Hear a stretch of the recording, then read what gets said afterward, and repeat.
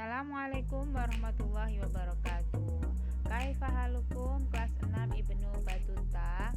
Mudah-mudahan semuanya dalam keadaan sehat walafiat dan terus bersemangat untuk menuntut ilmu. Kembali lagi kita akan belajar pendidikan agama Islam.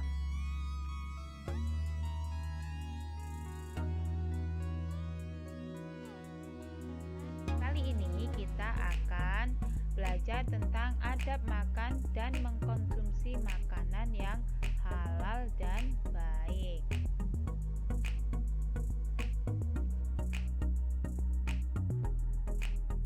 Yang pertama yaitu ketentuan makanan dan minuman yang halal. Jadi Islam sangat memperhatikan kebaikan, kesehatan, dan kesejahteraan umatnya. Dan salah satu hal yang dapat mempengaruhi keadaan tubuh kita, baik langsung maupun tidak langsung, adalah makanan dan minuman. Jadi makanan dan minuman halal dan thayyib atau baik akan berpengaruh baik terhadap tubuh dan kehidupan kita. Demikian pula sebaliknya.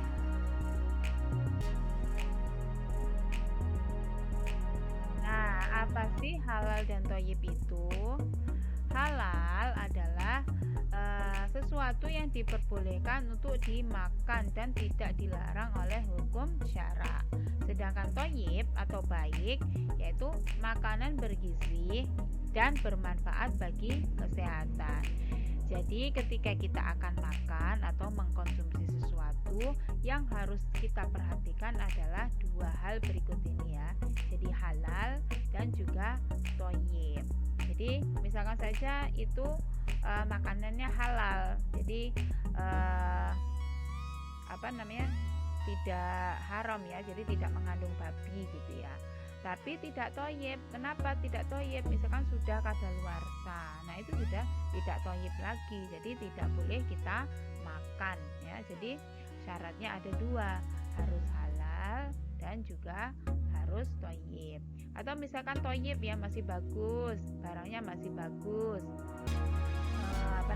belum kadaluarsa, akan tetapi itu adalah daging babi, nah tentu saja itu tidak halal, jadi tidak boleh kita makan.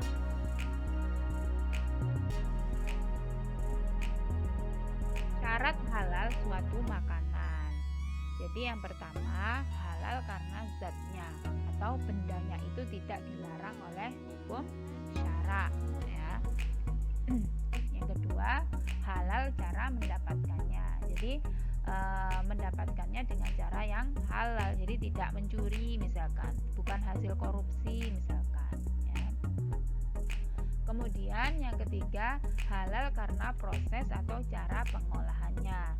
Jadi misalkan sapinya halal karena punya saya sendiri gitu ya, tapi kemudian disembelihnya tidak dengan menyebut asma Allah, maka menjadi haram ya, jadi tidak halal lagi karena proses atau cara pengolahannya tidak halal ya. Nah, ini adalah contoh jenis makanan halal. Yang pertama, semua makanan dan minuman yang tidak diharamkan oleh Allah dan Rasul-Nya sampai ada dalil yang menyatakan keharamannya. Jadi sebenarnya pada dasarnya semua makanan dan minuman yang ada di muka bumi ini semuanya halal ya, kecuali yang kemudian ada dalil yang menyatakan bahwasannya itu adalah haram. Dan yang kedua, semua makanan yang baik ya, yang tidak kotor dan tidak menjijikkan. Kemudian semua makanan yang tidak memberi mudorot, jadi tidak membahayakan kesehatan jasmani dan tidak merusak akal, moral dan akidah. Misalkan narkoba itu haram ya, karena memberikan kemudorotan, membahayakan tubuh kita. Kemudian juga binatang ternak seperti kerbau, sapi, unta, kambing, domba dan lain sebagainya. Itu juga halal ya, boleh kita makan. Kemudian yang kelima sebangsa belalang. Jadi belalang itu juga halal ya, bahkan bangkainya pun boleh dimakan ya, walau tanpa disembelih. Gimana ya kalau kita menyembelih belalang ya. Jadi ada dalam hadis dinyatakan, hadis riwayat Ibnu Majah, dihalalkan kepada kita 2 bangkai, yaitu ikan dan belalang. Kemudian yang keenam, binatang hasil buruan yang diperoleh dari hutan. Jadi itu boleh kita konsumsi. Jadi misalnya kita berburu di hutan pakai panah ya. Jadi kita ketika memanah itu dengan menyebut asma Allah dulu. Jadi Bismillahirrahmanirrahim, das, kena kelinci. Nah, kelincinya itu boleh kita makan. Kemudian binatang yang hidup di laut atau di air ya. Jadi di dalam surat Al-Maidah ayat 96 disebutkan, dihalalkan bagimu binatang buruan laut dan makanan yang berasal dari laut sebagai makanan yang lezat. Jadi dalam hadis riwayat Imam 4 itu juga disebutkan, Rasulullah bersabda mengenai laut bahwa laut itu suci airnya dan halal bangkainya. Jadi boleh ya kita makan. Kemudian juga kuda itu juga boleh kita makan ya, karena pada saat perang Khaybar itu umat muslim pada saat itu memakan kuda ya.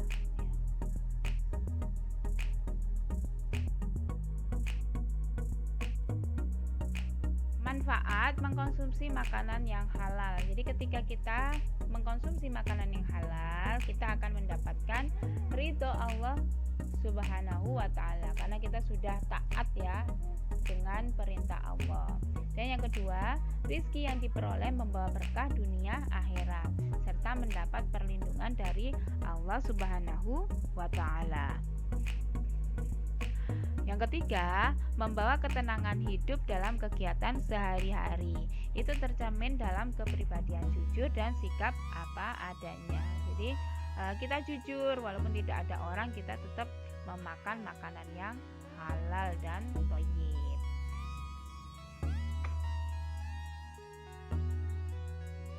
Baik, sekarang kita akan mempelajari ketentuan makanan dan minuman yang haram. Jadi sudah saya sebutkan tadi bahwasanya pada dasarnya semua minuman dan makanan itu adalah halal untuk dimakan dan diminum selama tidak ada ayat Al-Quran dan hadis yang mengharamkannya ya. Jadi bila haram tapi masih dikonsumsi, maka nanti tidak akan berkah dan malah membuat penyakit di dalam tubuh kita ya. Dan haramnya makanan secara garis besar dapat dibagi menjadi 2 ya, yaitu sebagai berikut.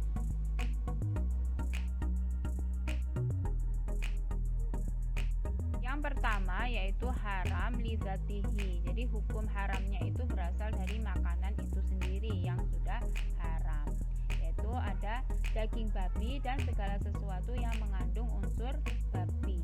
Jadi babi dan pernik-perniknya ya. Jadi dagingnya, minyaknya, lemaknya, kulitnya, bulunya, itu semuanya walaupun sedikit sekali itu haram ya. Dan yang kedua yaitu darah ini juga haram. Jadi ada orang-orang yang menampung darah kemudian setelah beku kemudian dimakan, itu tidak boleh ya, haram. Tapi kalau darah yang menempel di daging karena memang sulit untuk dibersihkan, itu tidak apa-apa kita konsumsi. Dan yang ketiga, khamr atau minuman keras. Nah, itu tidak boleh kita minum, atau mencoba-coba saja juga tidak boleh, setetes pun tidak boleh ya, jangan coba-coba.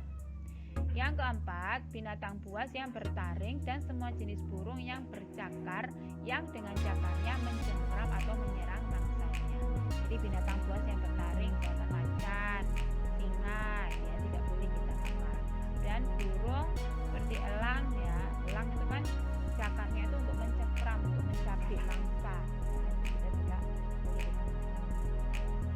Dan binatang yang buruk atau menjijikkan. Jadi misalkan ulat, kita jijik dengan ulat gitu ya, maka kita tidak boleh memakan. Dan semua makanan bermudarat terhadap kesehatan manusia. Jadi semua makanan yang berbahaya terhadap kesehatan manusia itu tidak boleh.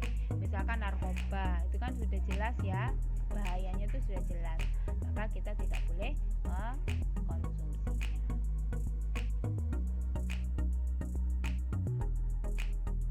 Yang kedua yaitu haram li ghairihi. Jadi makanan yang haram karena faktor eksternal. Jadi haram ini bentuknya ada beberapa. Yang pertama bangkai ya. Jadi semua binatang yang mati tanpa penyembelihan yang syar'i dan juga bukan hasil buruan. Jadi misalkan kita memelihara ayam, kemudian tiba-tiba ayam kita tuh suatu hari mati gitu ya. Jadi belum kita sembelih sudah mati. Nah, itu sudah menjadi bangkai ya. Walaupun masih barusan mati gitu ya.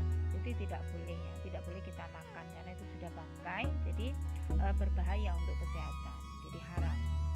Kemudian yang kedua, binatang yang disembelih untuk sesaji. Jadi meskipun ketika disembelih membaca basmalah, itu kita tidak boleh memakannya karena tujuan dari penyembelihan itu adalah untuk selain Allah ya. Jadi tidak boleh kita makan. Ini ada di surat Al-Maidah ayat 3. Diharamkan bagimu memakan bangkai, darah, daging babi, daging hewan yang disembelih atas nama selain Allah, yang tercekik, yang terpukul, yang jatuh, yang ditanduk dan diterkam binatang buas, kecuali yang sempat kamu menyembelihnya, dan diharamkan bagimu yang disembelih untuk berhala ya. Jadi tidak boleh kita makan. Jadi kalau kita nemu sesaji, kemudian ada misalkan sesajinya itu lengkap, itu ada ayam, ada apa, bahkan permen gitu ya. Itu tapi kan dipersembahkan untuk berhala ya. Jadi tidak boleh kita makan ya. Kemudian yang ketiga, binatang yang disembelih tanpa membaca basmalah. Ini juga tidak boleh kita makan. Maka kita harus berhati-hati ya ketika kita membeli daging, itu harus kita cari ke penjual yang muslim ya, yang menyembelihnya dengan cara yang halal. Yang keempat yaitu jalalah, yaitu binatang yang sebagian besar makanannya adalah fesis. Fesis itu adalah kotoran manusia atau hewan lain atau najis ya. Jadi pokoknya hewan yang makanannya itu kotoran hewan yang lain atau manusia itu tidak boleh kita makan. Kemudian yang keempat, makanan haram yang diperoleh dari usaha dengan cara yang zolim. Jadi sebenarnya makanannya itu halal, zatnya itu halal, tapi kemudian menjadi haram karena didapatkannya itu dengan cara yang zolim. Misalkan mencuri, merampok, atau korupsi, atau menipu, ya tidak boleh. Kemudian semua makanan yang tercampur dengan najis, ya. Jadi kalau makanannya halal sebenarnya, tapi kemudian tercampur najis, misalkan misalkan kita punya mentega terus kejatuhan tikus gitu ya. Jadi tikus atau cecak itu maka menjadi najis ya. Jadi kalau bendanya itu padat seperti mentega, maka cukup kita bersihkan yang terkena najis itu. Kemudian sisanya bisa kita konsumsi. Tetapi kalau yang cair, bendanya cair seperti minyak kejatuhan tikus ya, harus kita buang semua.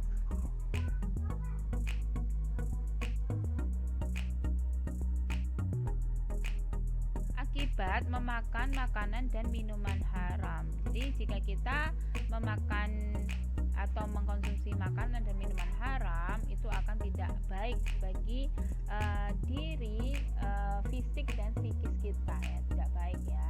Yang pertama, menghalangi mengingat Allah. Yang kedua, amal ibadahnya tidak dan doanya tidak akan dikabulkan karena makanan haram itu kotor gitu ya di dalam tubuh kita, jadi menjadi penghalang. Kemudian yang ketiga, membahayakan kesehatan. Sudah jelas ya bahwasanya makanan yang diharamkan oleh Allah itu pasti karena berbahaya, pasti ada mudaratnya, maka oleh Allah diharamkan ya. Jadi kalau dulu mungkin orang-orang pada saat itu tidak tahu ya kenapa kok babi diharamkan gitu ya, tapi sekarang banyak yang sudah meneliti tentang bahaya dari babi. Itu adalah hikmah dari diharamkannya babi. Kemudian juga memubazirkan harta. Jadi makanan yang haram, yang bermudarat ya, yang berbahaya bagi diri, itu biasanya hanya membuat kita membuang-buang harta kita saja. Misalkan seperti narkoba gitu ya. Jadi narkoba ini berbahaya bagi tubuh kita. Efeknya juga cuman sebentar gitu ya, juga homer gitu ya. Jadi efeknya cuma membuat kita bahagia sebentar gitu ya. Jadi ini hanya membuang-buang uang saja. Jadi jangan coba-coba untuk mengkonsumsi.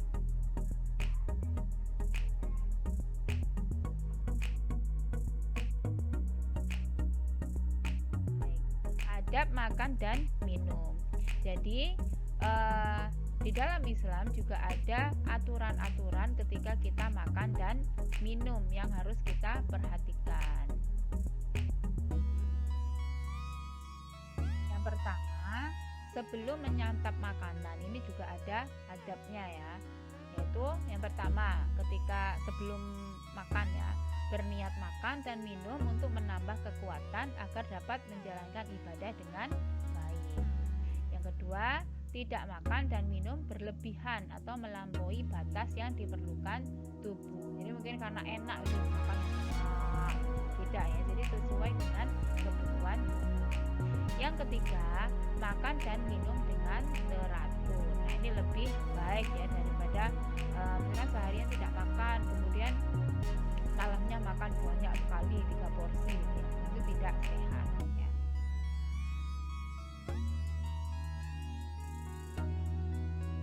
Ketika sudah menghadapi makanan, ini ada adabnya juga ya. Yang pertama, ambil makanan yang dekat ya. Jadi mengambil makanan yang paling dekat dengan kita ya, tidak mencari yang jauh-jauh. Kemudian juga mengambilnya harus dengan tangan kanan. Kemudian membaca doa sebelum dan sesudah makan, ini juga harus tidak boleh lupa ya. Yang ketiga, gunakan tangan kanan untuk makan dan minum. Yang keempat, tidak membenturkan sendok atau garpu dengan gigi atau piring ya. Jadi cetak gitu, atau juga makannya dengan bersuara cak gitu ya, tidak sopan ya. Kemudian yang kelima, tidak makan sambil berbicara. Nah, makan itu konsentrasi dengan makanannya sambil bersyukur kepada Allah, sudah diberi makan oleh Allah, sudah diberi rezeki ya. Jadi tidak boleh sambil berbicara, apalagi berhayal atau apa gitu ya, agar makanannya menjadi berkah.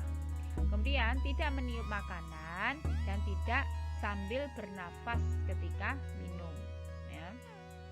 Jadi minum itu sunahnya itu 3 teguk, tapi tidak dengan bernafas ya. 1, 2, 3. Berarti 1, 2, 3. Walaupun kita dalam keadaan sangat haus ya. Kemudian yang ketujuh, tidak terburu-buru. Jadi mengunyahnya pelan-pelan, jadi tidak terburu-buru, tapi juga tidak terlalu pelan ya. Jadi tidak diemu gitu ya. Jadi tidak terburu-buru juga tidak terlalu lambat ya, sedang-sedang saja. Kemudian tidak minum langsung dari teko, botol dan sejenisnya. Jadi dituang dulu di gelas, kemudian baru kita minum. Selanjutnya mencuci tangan sebelum dan sesudah makan nih, jangan lupa. Dan yang ke-10, merapikan peralatan dan tempat makan. Jadi kalau bisa juga piring yang sudah kita pakai kita cuci sendiri ya. Jadi tidak merepotkan orang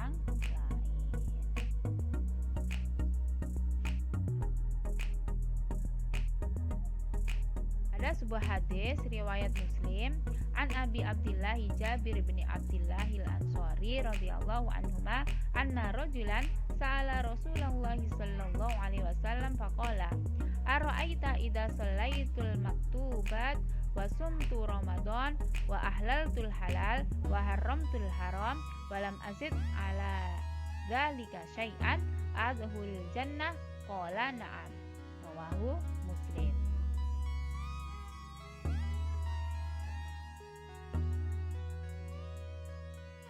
Yang artinya dari Abu Abdullah Jabir bin Abdillah Al-Ansari radhiyallahu anhuma, seseorang bertanya kepada Rasulullah sallallahu alaihi wasallam seraya berkata, "Bagaimana pendapatmu jika saya melaksanakan sholat yang wajib, berpuasa Ramadan, menghalalkan yang halal dan mengharamkan yang haram, dan saya tidak tambah sedikit pun? Apakah saya akan masuk surga?" Beliau bersabda, "Ya." Jadi hadis riwayat Muslim.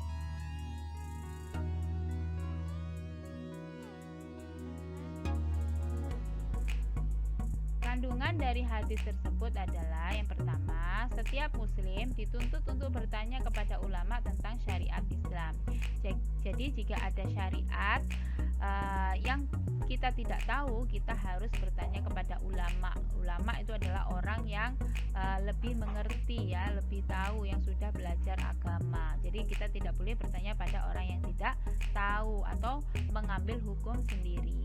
Dan yang kedua, penghalalan dan pengharaman merupakan aturan syariat. Jadi tidak ada yang berhak menentukannya kecuali Allah Subhanahu wa taala. Dan amal soleh merupakan sebab masuknya seseorang ke dalam surga.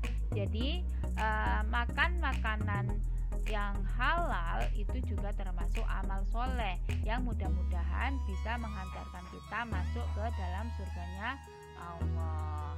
Ya, mudah-mudahan makanan dan minuman kita selalu terjaga menjadi makanan yang selalu halal ya.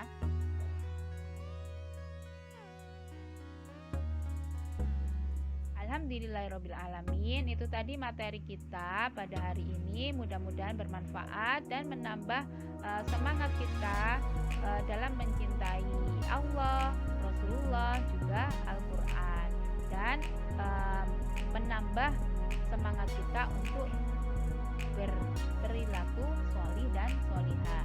Jazakumullah atas perhatiannya. Wassalamualaikum warahmatullahi wabarakatuh.